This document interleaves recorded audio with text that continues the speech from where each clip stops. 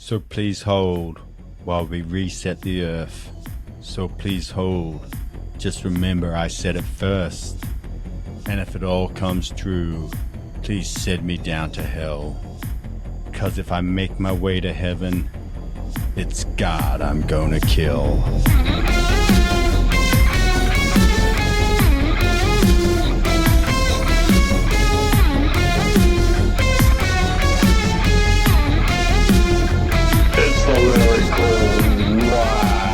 Those were the lyrics of Captain Samuel Dicklish, singer and frontman of the Black Vatican Death Squad.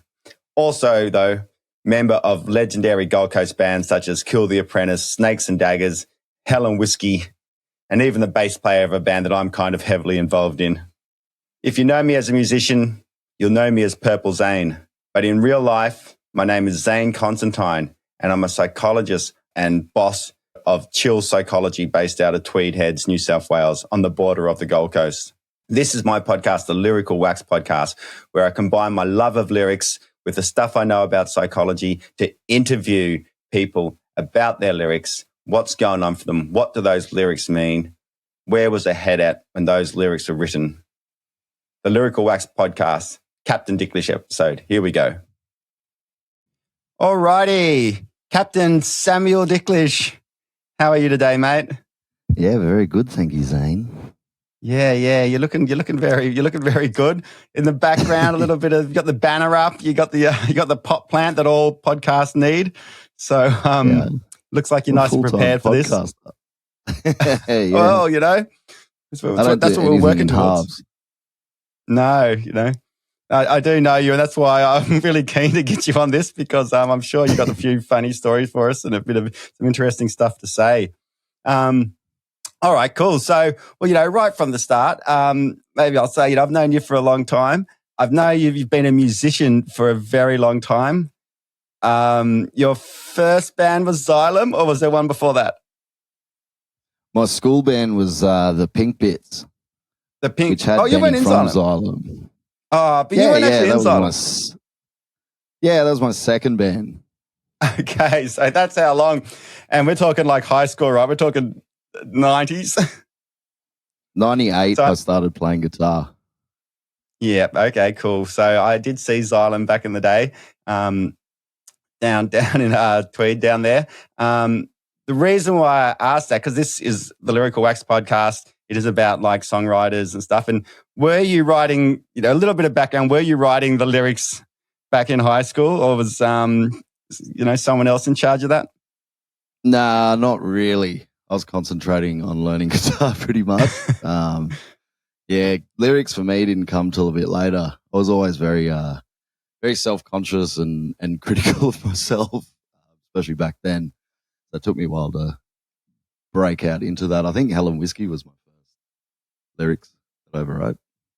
Okay, and I hope the people out there have seen Hell and Whiskey. This is going to be focused on Black Vatican Death Squad, but I hope people out there have had the pleasure of seeing Hell and Whiskey. What was, even though I did see Xylem when I was young, I definitely loved, Xylem was cool, whatever, high school band, but Hell and Whiskey was absolutely awesome. Two-piece blues band with you and Benny Whiskey.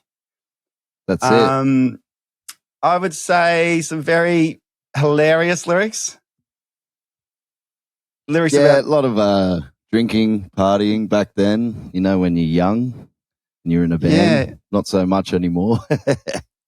Yeah. So very, very, very, very funny lyrics. And you can relate to them, but maybe because it's about partying and drinking, that's why I could relate to them anyway.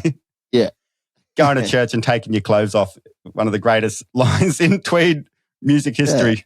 Yeah. Okay, so Hell and Whiskey, far out, at least 10 years ago, 15 or so. Yeah, I learned how to play harmonica and then drove around to Benny's and said, let's do something. We started a band right there. And then we did that for, 10, 12 years. Doing fucking 3 shows a week. It was great. And Benny fucked off over to London for a little bit. So we put that on hold. I think that's when I started Snakes and Daggers with the other boys. Snakes and Daggers, another a band I hope a lot of people out there had a chance to see, but it's probably been quite a few years since Snakes and Daggers have been on stage. Alrighty, so good to get a little bit of background history, but we're here today to talk about Black Vatican Death Squad. So the obvious first question, where the name itself is a lyric. I don't know. Where did that come from? You know, as you being a muso yourself, you kind of come up with band names. If something sticks with you, it just sticks with you. And this one I've had, I reckon, I can't even remember what I came up with, but I've had it for so long, and there's been a few incantations of it. Never really took off, but this is, you know, finally me and Tommy got together and this thing's happening. And we had a different name, but I thought, fuck it, I think this is the one. This is the one to drop it on. I did know you tried to give it had a couple of false starts. And Benny from Xylem Hell and Whiskey, I remember speaking to him and he said to me, Dick's been trying to get that going for so long. So one thing I've learned about music over my time, the less members in the band, the easier it is to get things going. So you and Tommy, so again, been in a few bands together, we probably won't get into that too much. And hopefully I might get Tommy on this podcast in the future. But Black Vatican Death Squad, it sounds very satanic to be completely honest, but not so much a satanic band. Lot of commentary of what's going on in the world. I think it'd be a good place to start is maybe having a look at your track Red Ferrari. Yeah, good one. So there's no point. Like there's nothing metaphorical about this. It's explained very clearly in the lyrics. This song's about Tom Tate. So anyone who's not from the Gold Coast, listen to this, you might not know who Tom Tate is, but anyone from the Gold Coast has probably just had a nice little laugh to themselves, a little lol. Tom Tate is the mayor of the Gold Coast and has been for, forever. We'd have to say 7-8 plus years, right? I think about 28 years he's been mayor. 28 years. Yeah, so I won't preempt it too much, but before he was a mayor, he was a developer, wasn't he? You know, that's sort of how he made his big bucks. Yeah. And I think he sort of slid that into the mayoral position too. And, there's still a lot of... I love the bloke, to be honest. Like, if you know the Gold Coast and you've lived here, I don't know who else you would want running this place. You want the Ferrari driving, you know, unapologetic fucking man who knows how to knock a building down and get it done. Well, getting shit done is important about being a mayor. So here we go. Again, let's just confirm. Do you know him personally? Do you know him personally? I wish. Okay. You don't know him, so you've never actually been in his riding shotgun in his red Ferrari. That's on my bucket list. Yeah, well, fair enough. So, fancy whiskey. You'd sort of assume he'd wear he'd drink fancy whiskey. Out there clothes. Got a bit of that Italian suit style about him, doesn't he? Ruling the city. This is my Gold Coast. So you're writing that in the context of my, as in Tom's Gold Coast, not as in your Gold Coast, obviously. So fancy whiskey, out there clothes. Look, all this song is honestly written in his own words. There's a great article on the Gold Coast Bulletin. If you Google Red Ferrari Tom Tate, you'll see what I mean. And it's probably the only article on the Gold Coast Bulletin that's not behind a paywall. So get on that before they find out. Maybe because he paid for everyone. Is it a puff It's pretty piece? much the mayor. I think he owns that newspaper. I don't know. Yeah, But so anyway. that's why it's a nice puff piece that's free that he paid Yeah, for. it's just it's it's a puff piece, and like the article's literally like the first line in it is Mayor Tom Tates loves Ferraris, fine whiskey, and out there clothes, and he's not about to apologise for it. And I just Well, that's that. See, this is why I wanted to do this podcast. That is, all right. Mermaid, meter maids, surface paradise. So again, he wasn't responsible for meter maids, but it's a way of summing up what's going on up here, isn't there? There's no meter maids walking around Bendigo, is there? No, well, it's like whenever you see Tom's a big fan of going overseas to these tourism expos, obviously, because Gold Coast is very tourism heavy, and just every time I'd see him over there, he'd have 2 fucking meter maids under his arms, like it's our best export, like these fucking meter maids. in the 21st century. Yeah, like what are they? Are they still there? That one, it's one we'll have to Google. We'll have to find that one out. Yeah, I don't know. But yeah, I don't know. He seems to have a bit of an infatuation with it. And, obviously that's all the Gold Coast has to offer is some chicks that put parking meter funds in. So we do write about people we love, like people write about their partners, and even family at times. But why write about Tom Tate, the Mayor of the Gold Coast? Because no one's doing it. And this guy needs to be put on a pedestal. Listen to him. Like the last verse which is great, and this came directly out of the article, was conservative Melbourne just wouldn't have it, but where I am, I obviously fit. So like none of the other mayors in Australia are as cool as this motherfucker, right?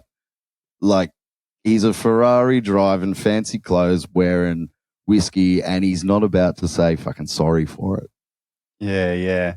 So that's also really interesting to hear, Dick, because you sort of read this, a song about a politician, dead Kennedys, California Bralis, and et cetera, et cetera. They're usually quite disparaging.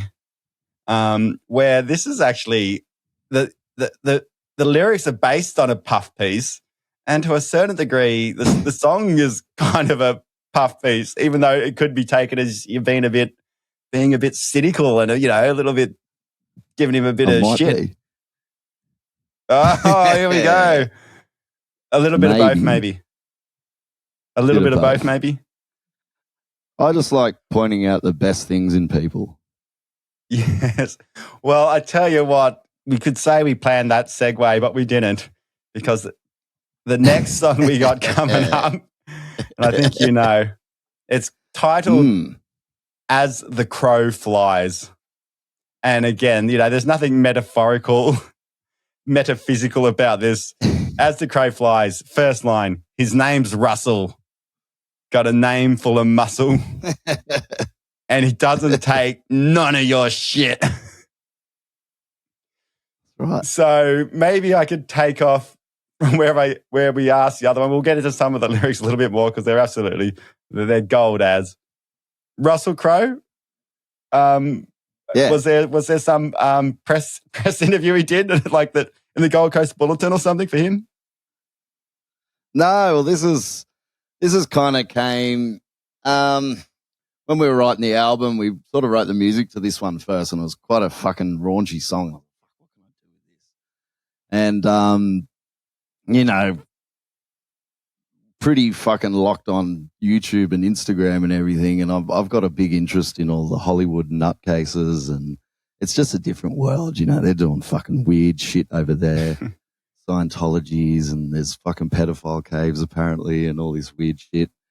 But I just look at, like, I think what there's got to be some normal fucking people that go in there, and I've got no idea what Russell's like, but I got a feeling he's probably half normal. He's like an old bra boy from fucking Maroubra. He went to Sydney acting school, and like, honestly, he must get over there and just think, what the fuck are these weird cunts doing?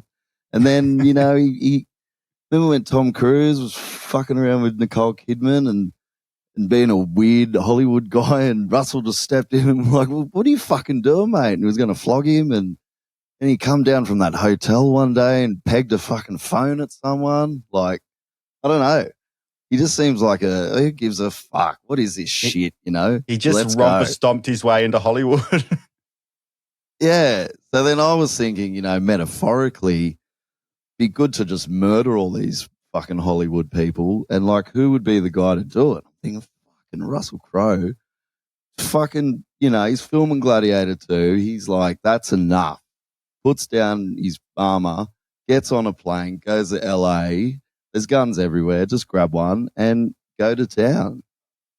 Well, that's the line we got here. He jumped on a plane to Los Angeles. Gladiator 2 had to wait. He hit the ground running, screaming and gunning. Hollywood had to pay. Bang, bang, bang, bang. It's how the crow flies and everyone dies. It's right. It reminds me of sort of like, Les Claypool from Primus was a real big narrative. He sung a lot about characters and stuff. Like My Name Is Red. Oh, there's so many. That's pretty much all Les Claypool sung about. But this is like, it's like a real, like it's a fantasy story, but with like, it's like with like fan fiction.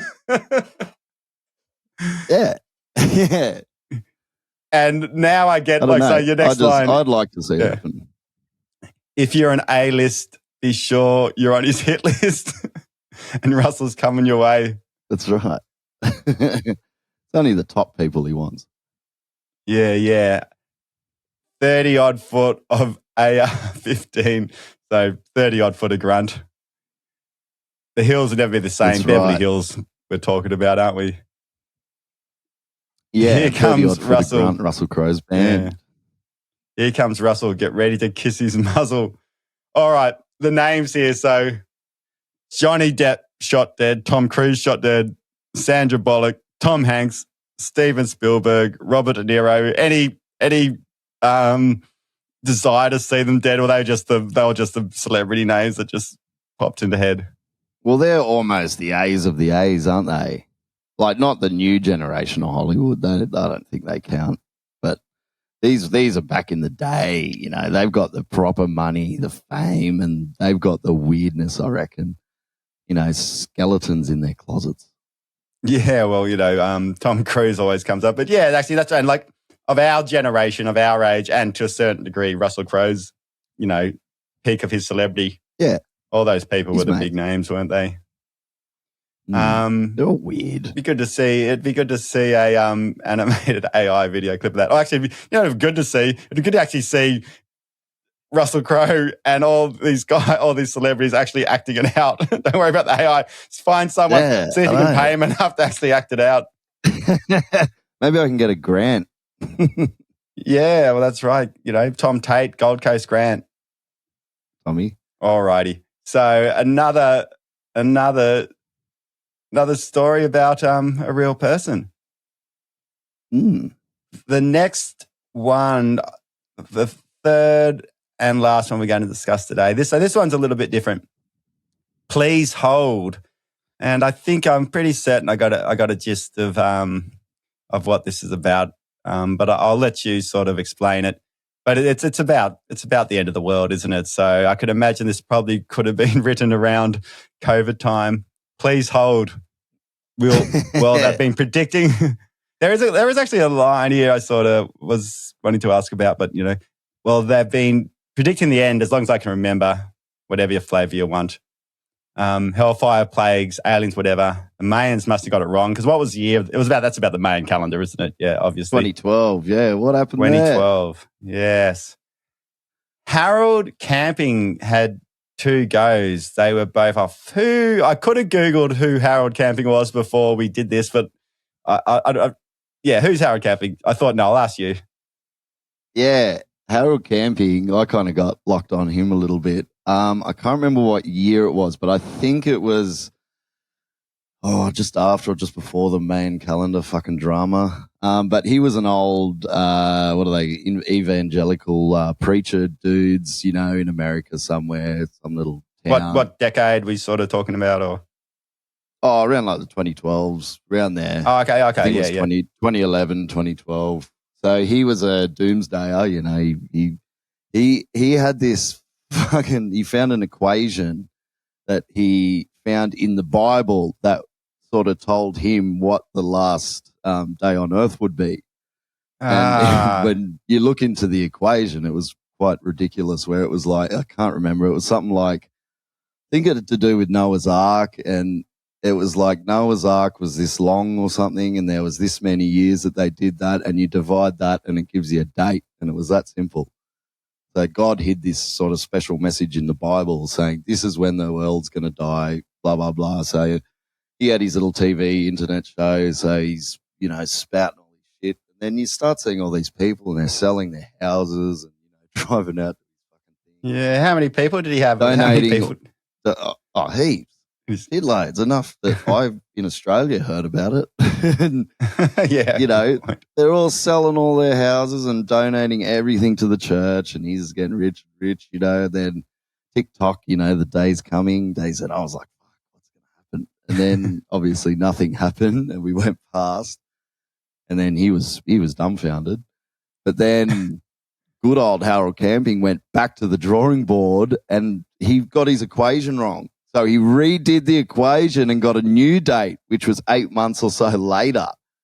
So then, once again, everyone believed it. Well, not everyone, but this group of fucking lunatics probably lost him. a few percent, you'd like to think. Yeah.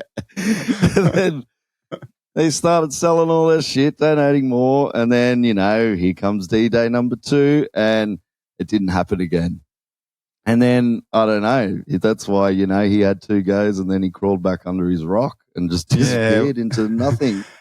And all these people are donating all this shit, and, and that story always stuck in my head, like how people can just get so sold into that just fucking nonsense. And you look at the dude, and he wasn't even convincing. He's like an old man, just like, yeah, and then, you got to fucking, like, I don't know. And then you sell your house and all to that guy. I just think that's so interesting.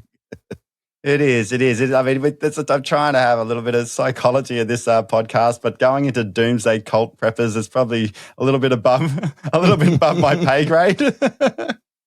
Nick, you got a bit of charisma about you. You got a good preacher voice. We always tell you that. So who knows if you're looking for something to keep you occupied for the next 10 years. Follow me.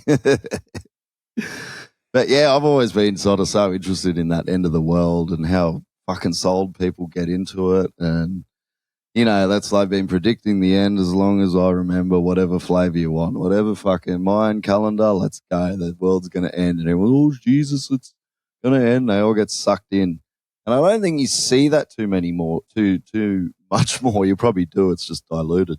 Well, I suppose this, sorry to sort of catch you off there, but, I've sort of reading this. It's about the end of the world and whatever, and you've got stuff about sort of relevant, like where there be murder in the streets for all the Woolworths meat. So, that's like the it's like the COVID rush, isn't it? So was this written like during COVID, or it's sort of about it? It's sort of a reference to, so it would have been, all this rattling around in my head, with all the Harold Campings, and then COVID hit, and I thought, wow, is this the closest I'm going to get to the doomsday? And so you didn't.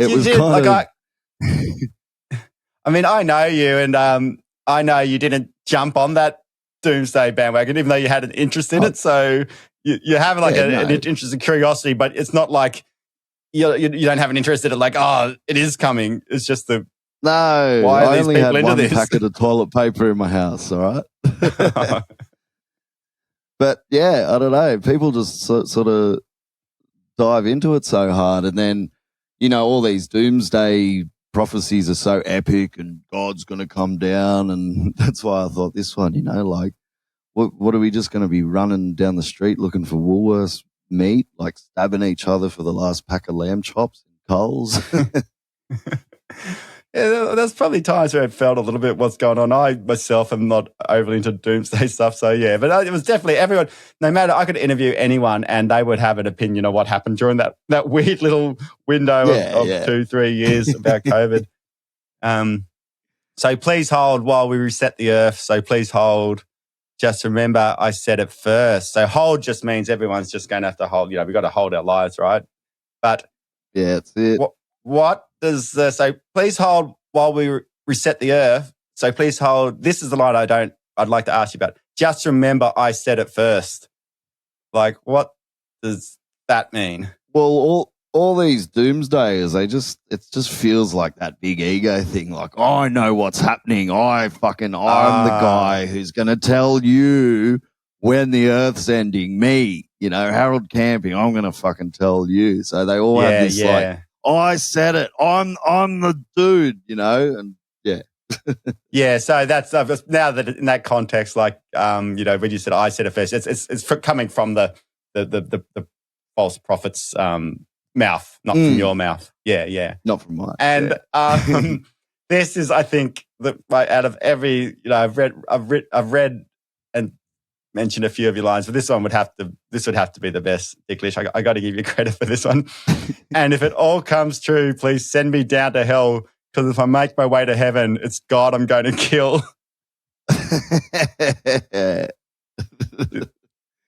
Did you write that and go, shit, yeah, that's good?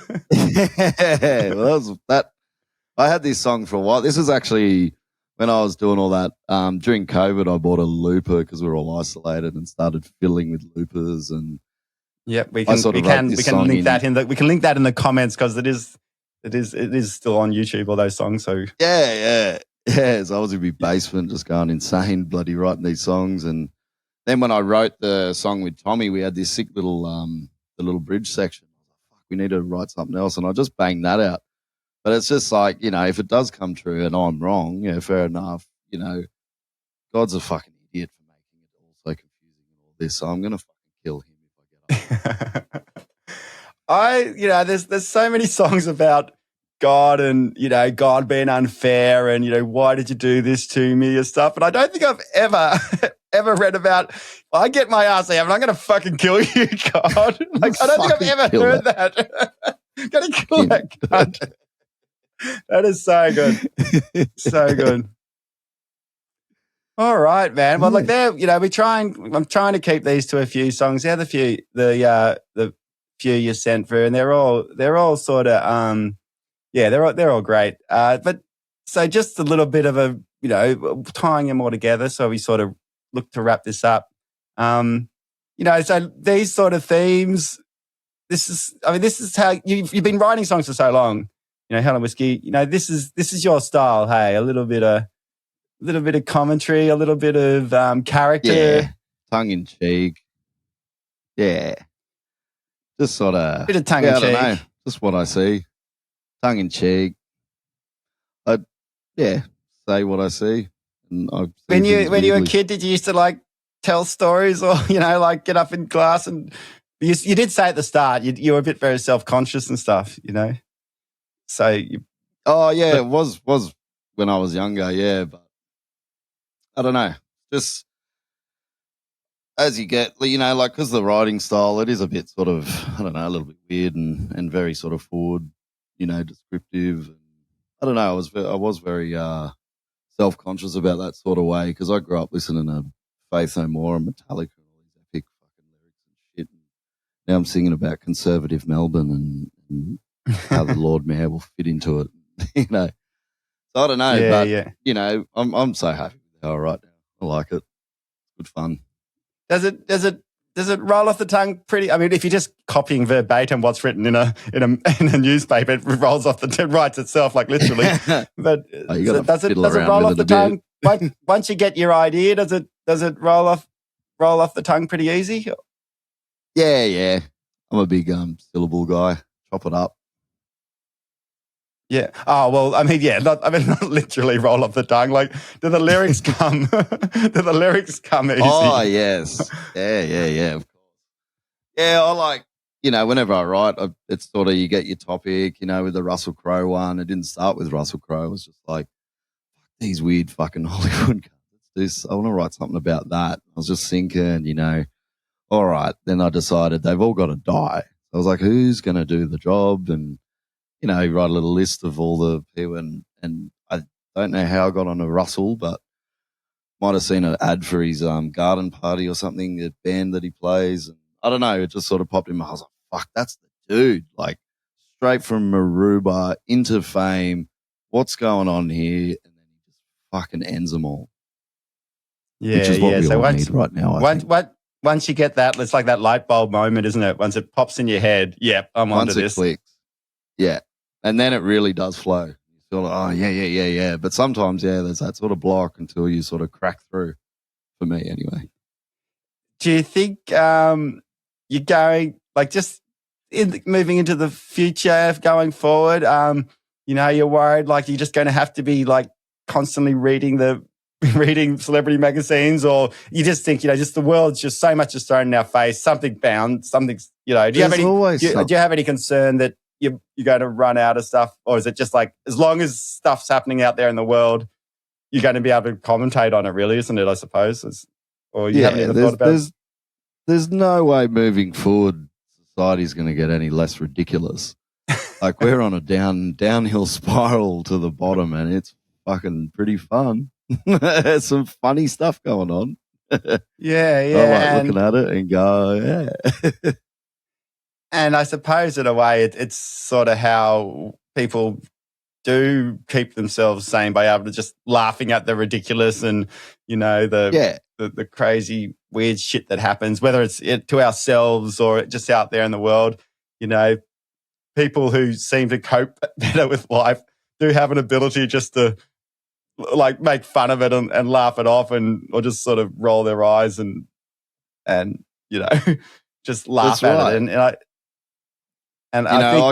I could be very, really angry at Tom Tate putting another fucking cruise ship terminal in wherever he fucking wants, or you could just go, fuck yeah, Tommy, let's put a cruise ship terminal in everybody's driveway from fucking Labrador to Cooley. Let's do it. Yeah, that's right. That's definitely a good way of looking at things. And it obviously works for you. It obviously works for you. Gotta laugh. So a little bit of the wrap up. This is perfect opportunity. Anything out there? The Black Vatican Death Squad full album debut. Not many people debut with albums these days.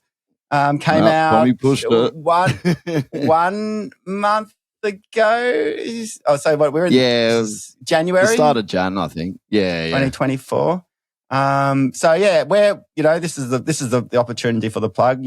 How do we get onto that? Find that. Give us your plug. Yeah, we're on obviously Spotify, and we're on Instagram and YouTube. We've got a couple of film clips up already. I've got a new one coming out soon. And we're playing the Moondole Festival in June 1st, which will be ripper. Make sure you get tickets on that. We'll put up in Brisbane. Mansfield. Was it Mansfield? Yeah, Mansfield again. Yeah. Okay, so that's in ripper June. Lineup. Yeah. Again, Black Vatican Death Squad. You put that in any search engine. You're the only one that's going to come up. I don't think any other one's going to come up. Yeah, but yep. So all Spotify, of course, all that streaming stuff. Couple of clips on YouTube. And the gig, Mansfield. I was going to say Murder Doll Festival. No, not. Moondole. Got the festival. Moondole. So we'll link all that. Going to do, all the link in the bio, all that sort of stuff. And yep. New songs coming, or at the moment you're just going to write out these ones for the time?